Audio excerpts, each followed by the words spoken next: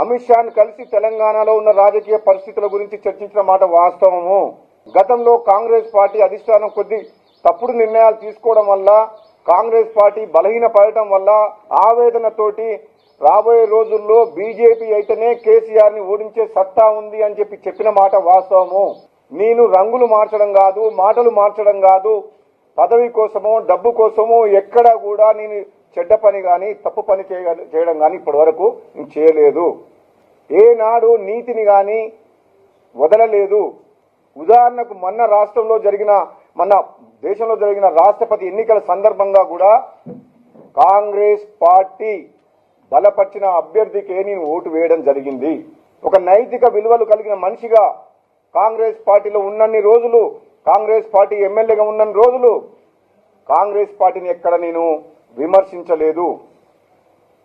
Congress party అంటే అభిమానం ఉంది. సోనియా గాంధీ తెలంగాణ ఇచ్చింది కాబట్టి ఇన్ని రోజులు కూడా కొన్ని అధిష్టానం తప్పు నిర్ణయాలు తీసుకొని కాంగ్రెస్ పార్టీ బలహీనపడ్డ, కాంగ్రెస్ పార్టీలో అవమానాలు ఎన్నో ఎదురైన కార్యకర్తల కోసం వాళ్ళ కష్టాలు చూడలేక టీఆర్ఎస్ పార్టీలో గవర్నమెంట్ 2 సార్లు వచ్చిన తర్వాత ఆవేదనతోటి గ్రామాల్లో ఉన్న తెలంగాణ కాంగ్రెస్ పార్టీ నాయకులు కార్యకర్తలు కష్టాలు పడుతుంటే ఆవేదనతోటి ఎన్నో సందర్భాల్లో వాళ్ళందరి తరఫున ఈ మంచి బలమైన నాయకుల్ని కాంగ్రెస్ పార్టీ అధిష్టానం ముందు పెడితే కాంగ్రెస్ పార్టీకి లాభం అయితే తప్పితే కాంగ్రెస్ పార్టీ పోతుంది, ఈ తప్పు నిర్ణయాలు తీసుకుంటుందని చెప్పిన మాట వాస్తవం. ఎక్కడ కూడా స్వార్థం గురించి మాట్లాడలేదు, పదవి గురించి మాట్లాడలేదు. ఈరోజు కొందరు వ్యక్తులు కాంగ్రెస్ పార్టీలో నా గురించి మొదటి నుంచి కాంగ్రెస్ పార్టీలో ఉండి ఎంపీగా ఎమ్మెల్సీగా ఆనాడు కేసీఆర్ ఎదిరించి ఎమ్మెల్సీగా గెలిచి అతిరథ మహారథులందరూ ఓడిపోతే మునుగోడులో గెలిచి నకరికల్లో చిరుమర్తి లింగాన్ని కాంగ్రెస్ పార్టీ మీద గెలిపించి కోమటిరెడ్డి వెంకటరెడ్డి గారి సోదరు గారిని గెలుపు కోసం కృషి చేసి ఆయన తమ్ముడిగా ఆయనకున్న పేరు ప్రతిష్టతో పాటు నేను కూడా తోడుగా ఉండి ఆయన గెలుపులో కీలక పాత్ర వహించి ప్రతి కాంగ్రెస్ పార్టీ నాయకుడు తెలంగాణ రాష్ట్రంలో ఎమ్మెల్యేలుగా ఎంపీలుగా ఏ ఎన్నిక వచ్చినా సరే నువ్వు శాయశక్తుల ఏ పదవి లేకున్నా సరే తెర వెనుక ఉండి రాష్ట్రం మొత్తానికి చేయూతను అందించిన వ్యక్తిని, అందరికంటే ఎక్కువ తెలంగాణ కోసం పోరాటం చేసిన సహచర ఎంపీలతోటి సర్వశక్తులు ఒడ్డి తెలంగాణ రాష్ట్రాన్ని సాధించుకున్న వ్యక్తిని, సర్వశక్తులు ఒడ్డి తెలంగాణ రాష్ట్రంలో కాంగ్రెస్ పార్టీ రావాలని చెప్పి కృషి చేసిన వ్యక్తిని నేను ఎన్నోసార్లు అవమానాలు భరించి ఆవేదనతోటి కొన్నిసార్లు మాట్లాడినమాట వాస్తవం. అంతేగాని ఎక్కడ కూడా కాంగ్రెస్కు వ్యతిరేకంగా పోరాటం చేయలేదు, ఒక వ్యక్తికి నష్టం చేయలేదు, పోరాటం సరిగా చేయడం లేదు కేసీఆర్ తోటి మన పార్టీ. తెలంగాణ ఉద్యమ నేపథ్యం ఉన్న మనుషుల్ని, మొదటి నుంచి కాంగ్రెస్ పార్టీలో ఉన్న మనుషుల్ని, నాయకుల్ని కాంగ్రెస్ పార్టీని ముందు పెట్టమని అడిగిన, ఇతర పార్టీల నుంచి వచ్చిన వ్యక్తుల్ని, తెలంగాణ ఉద్యమంలో నేపథ్యం లేని వ్యక్తుల్ని తీసుకొచ్చి మీరు కాంగ్రెస్ పార్టీ ముందు పెట్టి మా లీడర్లను తయారు చేసి వాళ్ళ నేపథ్యంలో పనిచేయమంటే మా మనసు ఒప్పుకోక ఇంట్లో కూర్చున్న 3.5 సంవత్సరాలు. అంతేగాని ఎక్కడ కూడా కాంగ్రెస్ పార్టీని విమర్శించలేదు, ఏ వ్యక్తి మీద కానీ నిందలు వేయలేదు, ఓపికతోటి కూర్చున్నా. కానీ ఈ కేసీఆర్ని బొందబెట్టాల్సిన సమయం ఆసన్నమైంది. ఈ టీఆర్ఎస్ పార్టీని గద్దెదించాల్సిన సమయం ఆసన్నమైంది కాబట్టి నేను అమిత్ షా గారిని కలిసిన. ఈ రాష్ట్రంలో నేను అనుకోవడము పార్టీలు కాదు, కేసీఆర్కు వ్యతిరేకంగా అయిన వ్యక్తులు ఎవరైనా సరే, ఏదైనా సరే పార్టీ బలమైన పార్టీ పోరాటం చేస్తుంది కేసీఆర్కు వ్యతిరేకంగా అంటే ఆ పార్టీలో చేరాలి. ఈ అరాచక శక్తుల్ని, ఈ కుటుంబ పాలనని, అవినీతి పాలన అంతమొంచాలన్న లక్ష్యంతో ముందుకు రావాలన్న ఉద్దేశంతో నేను మాట్లాడుతున్నా తప్పితే స్వార్థం కోసం కాదు, నిలకడక లేక కాదు.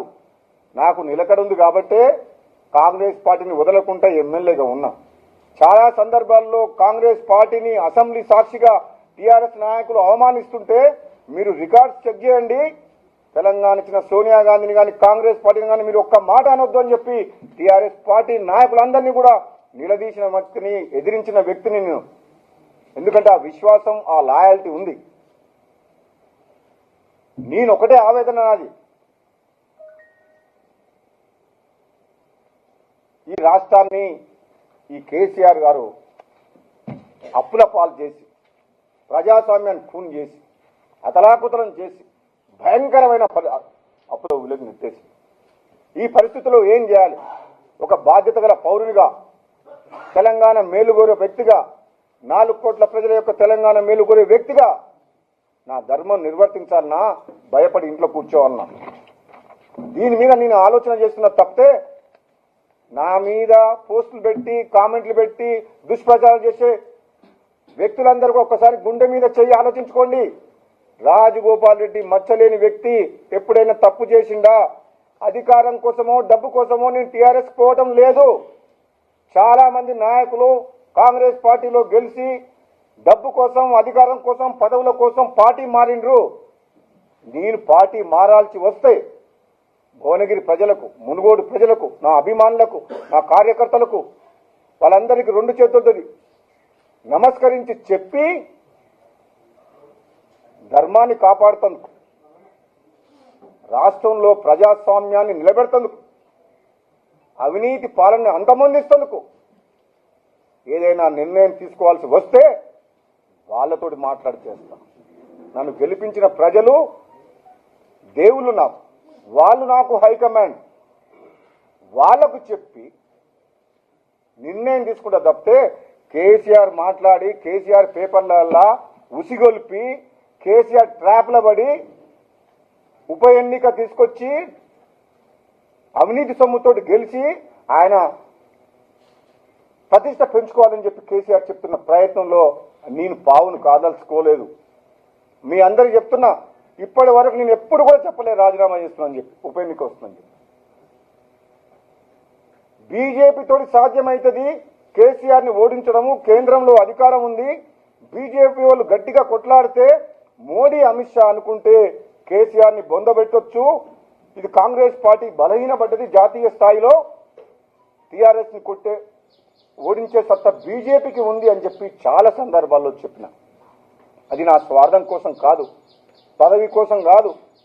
ఎందుకంటే నేను ఎంపీగా పనిచేసిన, ఎమ్మెల్సీగా పనిచేసిన, ఎమ్మెల్యేగా పనిచేసిన, నాకేం పదవి ఆశ లేదు. నేను ఒకవేళ ఏదైనా పార్టీ మారినా, యుద్ధం చేసినా తెలంగాణ ప్రజల కోసం పనిచేస్తే తప్పితే, 4 కోట్ల ప్రజల కోసం పనిచేస్తే, నిన్నే కష్టపడితే తప్పితే స్వార్థం కోసం పనిచేయాల్సిన అవసరం లేదు. నా జీవిత లక్ష్యమే టీఆర్ఎస్ పార్టీని ఓడించాలి. రాబోయే రోజుల్లో నా లైఫ్ సగం ఇన్కంప్లీట్ ఉండొద్దంటే టీఆర్ఎస్ పార్టీని ఓడించాలి. ఆ లక్ష్యంతో పనిచేస్తున్నాను. ఎవరైనా ఇన్నన్నా మాట్లాడుతుంటారు, నోటికి వచ్చినట్టు మాట్లాడుతుంటారు, తప్పుడు పనులు చేసి స్వార్థం కోసము దొంగ పనులు, లంగ పనులు చేసి జైళ్ళకి పోయి వచ్చిన వాళ్ళు నీతులు చెప్తుండ్రంటే మేము అలాంటి వ్యక్తులము వాళ్ళ నాయకత్వంలో వాళ్ళతో నీతులు చెప్పించుకోవాలన్నా మేము? నేనా? మీరు ఒక్కసారి ఆలోచన చేయండి. హాయ్ ఫ్రెండ్స్, మా టుడే టుమారో యూట్యూబ్ ఛానల్ చూస్తున్నందుకు చాలా థ్యాంక్స్. మరిన్ని లేటెస్ట్ వీడియోస్ కోసం వెంటనే సబ్స్క్రైబ్ చేయండి. అలాగే ఈ బెల్ ని కూడా రింగ్ చేసేయండి. మా నోటిఫికేషన్స్ అన్ని మీ మొబైల్లో వస్తాయి. అలాగే మా వీడియోస్ మీకు నచ్చితే లైక్ చేయండి, షేర్ చేయండి, నచ్చకపోతే కామెంట్ చేయండి.